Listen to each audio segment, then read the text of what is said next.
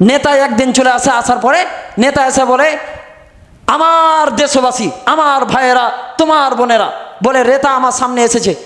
বিবিকে বলছে, আরে বিবি, আজকে তো নেতা আমার এসেছে অনেক দূর থেকে, তো নেতা যে আমার এসেছে, নেতার সামনে তো আমি ছিঁড়া পোশাকটা তো পরে যেতে পারবো না, যেটা আমাকে অমুক জায়গাতে যাওয়ার পর যে পাঞ্জাবিটা ঈদের জন্য ছিল, ওই পাঞ্জাবিটা বের করো, ওই পাঞ্জাবিটাকে একটু ধুয়ে টুয়ে একটু ইস্ত্রি করে লন্ডি করে ওটাকেই পরবো, আর যেটা আমাকে দাওয়াত খেতে গিয়ে আমাকে একটা লুঙ্গি দিয়েছিল, ওই লুঙ্গিটা বের করো। ওই ভালো লুঙ্গি আর ভালো পাঞ্জাবিটা পরে গেছে নেতা।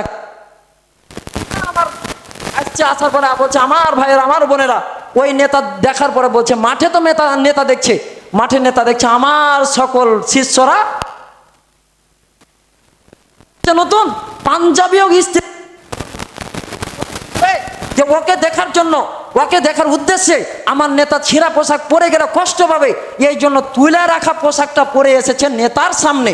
ও তো বুঝবে না যে আমার জন্য এটা পরে এসেছে, কিন্তু ওর জন্য যে, এই জন্য যে ওর সামনে ইজ্জতের খাতিরে গেছে। কিন্তু একবার কি চিন্তা করেছেন, আল্লাহ রাব্বুল আলামিন আপনার অন্তরের কথাও কিন্তু জানেন। আল্লাহ রাব্বুল আলামিন আমাদের এমন একজন মুনিব, তিনি আমাদেরকে হিন্দুকে যেমন খাওয়ায়, মুসলমানকেও তিনি খাওয়ান, গরিবকে যিনি খাওয়ান, ধনীকেও তেমন খাওয়ান, বড়লোককে যেই চোখে দেখেন, গরিবকেও সে চোখে দেখেন।